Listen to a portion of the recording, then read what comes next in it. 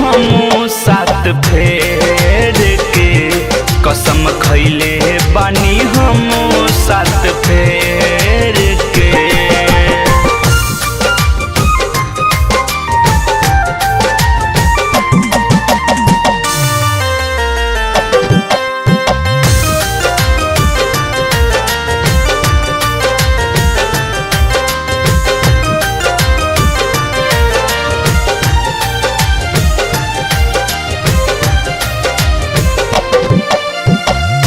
माई हो हमरा के भले तुम वादा, एक बार प्रेमी से हमके मिला दो। ए माई हो हमरा के भले तुम वादा, एक बार प्रेमी से हमके मिला दो। काहे रखले दारू हमारा के पेड़ के, चाहे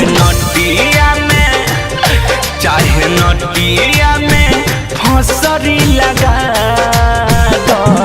कसम खैले बानी हम सात फेर के, कसम खैले बानी हम सात फेर के।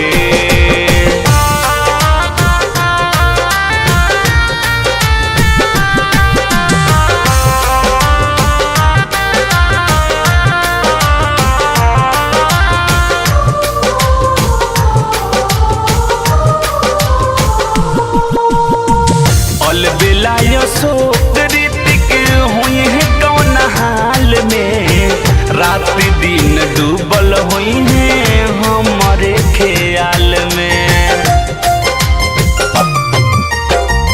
अल बेलायो शोक ऋतिक हुई है कौन हाल में, अजय चंदेश्वर हुई है हमारे ख्याल में।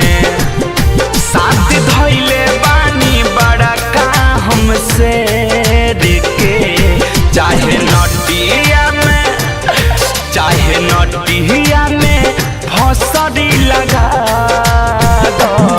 कसम खैले बानी हम सात फेर के, कसम खैले बानी हम सात फेर के।